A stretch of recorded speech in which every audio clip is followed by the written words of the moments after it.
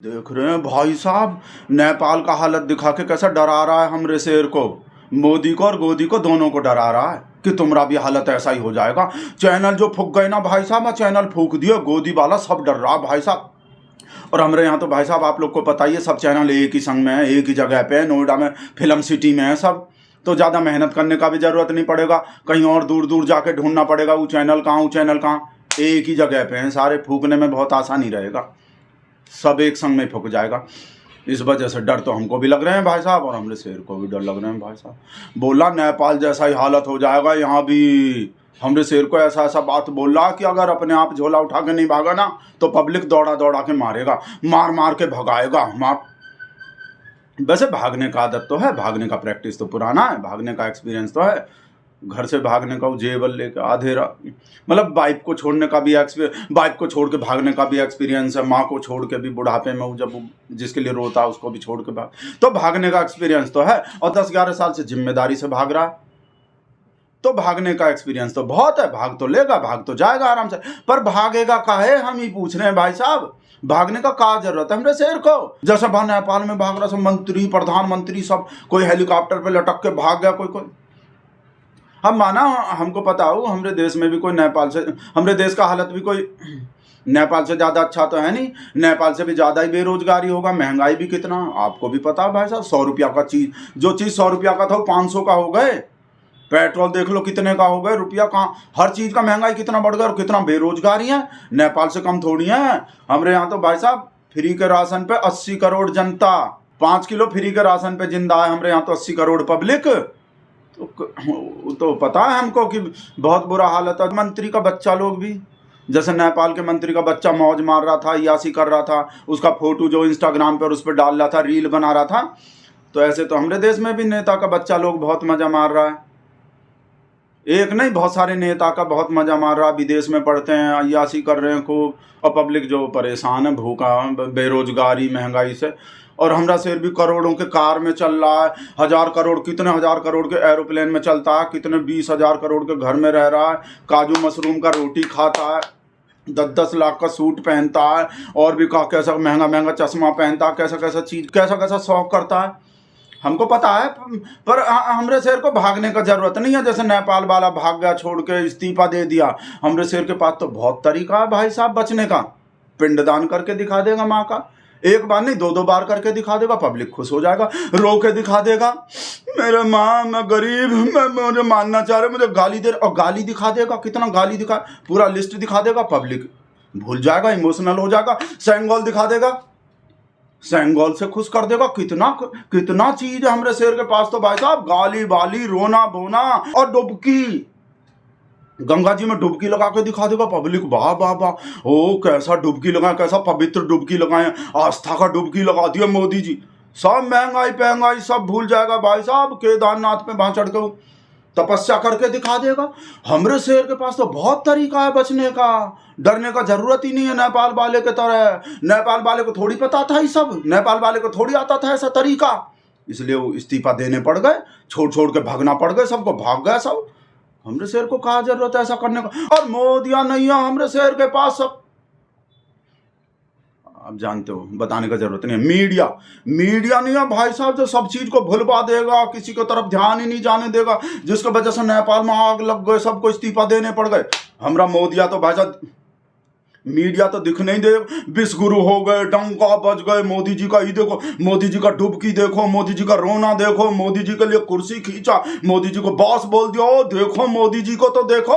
बेरोजगारी देख रहे हो बेवकूफों, महंगाई देख रहे हो, मोदी जी को देखो, साक्षात भगवान का अवतार, नॉन बायोलॉजिकल आ गया तुम्हारे देश में, तुम्हारे नसीब में विष्णु का अवतार, इसको देखो। महंगाई बेरोजगारी देख रहे हो, अपना गरीबी देख रहे हो, भुखमरी देख रहे हो, 5 किलो राशन देखो जो दे रहा।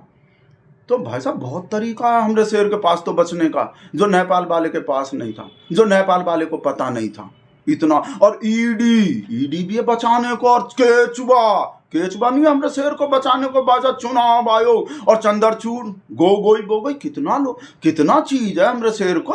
हमरे शेर को भागने का कहा जाता, और सबसे बड़का हम भगत लोग, सबसे बड़का तो हमरे शेर के पास हम भगत लोग हैं। पेट्रोल चाहे 500 का भी हो जाए, वोट मोदी जी को देंगे। देश से लेकर विदेश तक भाई साहब ऐसा ऐसा भगत है भाई साहब, हमरे शेर को ढलने का जरूरत ही नहीं है, छोड़ के भगने का जरूरत ही नहीं है नेपाल वाले के तरह। लिब्रांडो और ज्ञानेश, सबसे बड़का ज्ञानेश, बहन बेटी का दिखाना चाहिए का शोभा देता है कोई भाई साहब। ज्ञानेश ईवीएम, और सबसे बड़का जो हम बोले मोदिया भाई साहब, जब भ्रष्टाचार, गरीबी, बेरोजगारी, महंगाई को दिखाएगा ही नहीं तो पब्लिक को गुस्सा काहे आएगा? पब्लिक को गुस्सा ही नहीं आएगा जब 24 घंटा ही दिखाता रहेगा। 24 घंटा ही दिखाता रहेगा, विश्वगुरु को दिखाता रहेगा, डंका बजता दिखाता रहेगा, कहाँ कहाँ मोदी मोदी का नारा लग रहा है, देखो तो सही। जब बेरोजगारी, महंगाई को दिखाएगा ही नहीं, और जब दिखाएगा ही नहीं तो गुस्सा भी नहीं आएगा। भाई गुस्सा तो उसी चीज पे आता है जो दिखता है, जो दिखता है वो बिकता है। आप लोग को तो पता ही है, वो दिखने ही नहीं देगा, गुस्सा आने ही नहीं देगा भाई साहब। असली ताकत है मोदिया हमरे शेर का, जो पब्लिक में नेपाल के पब्लिक की तरह गुस्सा ही नहीं आने। हम फिर से मोदिया बोल दिए थे का, आप समझ जाया करो। मोदी और मीडिया का जब भी एक संग में जिक्र होते हैं तो मोदिया निकल जाते हैं हम लोग मुँह से। बहुत पुराना आदत हो गया, जैसे हमरे शेर का भागने का बहुत पुराना आदत है ना, कभी भी कहीं भी किसी भी जिम्मेदारी को छोड़ के भागने का। तो बेटा भग तो सकता है, भगना तो भग तो कभी भी जाएगा। और एक रूमर फैला रहा, पता आप लोग को भाई साहब, सुरंग बता रहा, खुफिया सुरंग बन रहे हैं। पीएम हाउस से लेकर वहाँ एयरपोर्ट तक एक सुरंग बने हुए हैं। इमरजेंसी में कभी भी अर्जेंट में कहीं झोला उठा के आधे रात को कहीं, जैसे पहले भी आधे रात को बहुत बार भागा तो आधे रात को भगना पड़ गए ना, तो सुरंग बने हुए हैं एयरपोर्ट तक, पीएम हाउस से नीचे अंडरग्राउंड। क्या बकवास कर रहा है? अंडरग्राउंड सुरंग बने हुए। हमरे शेर को बता तो दिए बेटा, हमरे शेर को भागने का क्या जरूरत है? भागेगा नहीं, रो के दिखा देगा, मेरा रो के दिखा देगा। जैसे अभी का गुना था, मेरी माँ को भद्दी गाली से हट ही नहीं रहा भाई साहब। अब 1 महीना तक गाली पे ही रहेगा, गुस्सा आने ही नहीं देगा। 50 दिन मांग लेगा, 50 दिन। अगर मेरी कोई गलती निकल जाए, मेरी कोई कमी निकल, तो जिस चौराहे पे, चौराहा ही नहीं मिला आज तक भाई साहब। 50 दिन मांग लेगा, 60 दिन मांग लेगा। सौगंध मुझे मिट्टी के देश नहीं बिकने दूंगा, झुकने दूंगा, चाहे बेच दे सारा।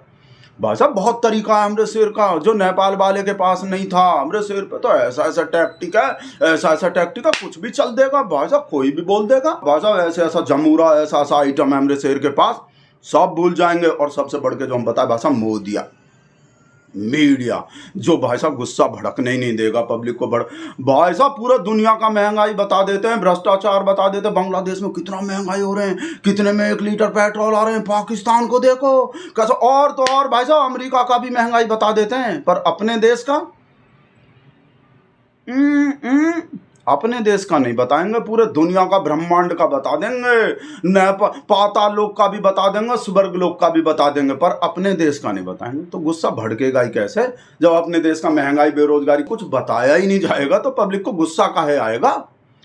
वैसे भाई साहब डर तो रहे हैं, हम जो बताए ना, मोदी और गोदी दोनों डरे हुए हैं भाई साहब। चित्ता त्रिपाठी को देखो क्या लिख रहे, राहत इंदौरी का शेर याद आ रहे हैं। वो लगेगा आग तो आएंगे जद में जो भाई साहब, वो मकान तो हमरे अकेले का मकान थोड़ी है। अब अपना मकान दुकान सब याद आ गया। नेपाल का चैनल फुकता हुआ देख लिए ना भाई साहब।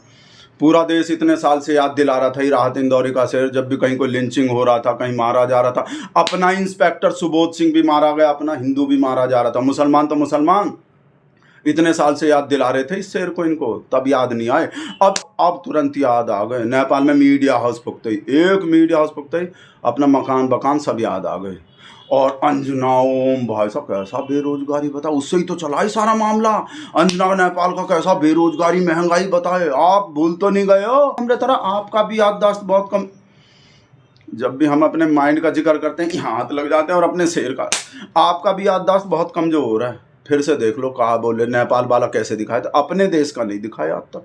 तो गुस्सा भड़केगा कैसे, झोला उठा के भागेगा काहे हमरा शेर, देख लो। नेपाल में भ्रष्टाचार के कारण बेरोजगारी दर 10.71% है, जबकि युवाओं में यही बेरोजगारी दर 20% के पार है। आप खुद सोचिए, जब सरकार इन युवाओं को नौकरी नहीं देगी, ये पैसे कमाने के लिए सोशल मीडिया पर जाकर रील्स क्यों नहीं बनाएंगे, और क्यों इन्हें सोशल मीडिया की लत नहीं लगेगी। 67.6% लोग मानते हैं कि नेपाल में भ्रष्टाचार और रिश्वत दगाखोरी बहुत तेजी से बढ़ रहा है। लिबरांडू के आगे सुनाएंगे इसको। क्या बात है, बोलो, काहे फोन कर रहे हो? पिंडदान दोबारा काहे कर रहा? दोबारा करे तिबारा करे, उसका माँ तुम का ऐसी तैसी करवा रहे हो? दोबारा नहीं बेटा, 100 बार करेगा। हाँ, नॉन बायोलॉजिकल नहीं है, तुमको पता नहीं है, कोई नॉर्मल इंसान है। एब नॉर्मल है बेटा, 2 2 3 एक अकेला दुनिया में नॉन बायोलॉजिकल है बेटा, इसलिए एक बार पिंडदान तो नॉर्मल लोग करते हैं, ये नॉन बायोलॉजिकल है, समझ गए? रखो फोन। पता और भी कहा बोला ये मतदान हो रहे हैं, ये पिंडदान नहीं हो रहे, ये मतदान करने को बोल रहा है, पिंडदान करके कि मतदान कर दो। पिंडदान देखें, मेरी माँ का पिंडदान देखें, बिहार वालों मतदान कर दो तुम्हारी। ऐसा बकवास कर रहा है, वीडियो बंद कर रहे हैं। कर दिया ना भाई साहब, लास्ट टाइम पे मूड खराब। ललिता को भी बता, ललिता देखो कहा बोल दिए। वीडियो के लास्ट में ऐसी मूड आप कर देते हैं भाई साहब, हमारा लिबरांडू।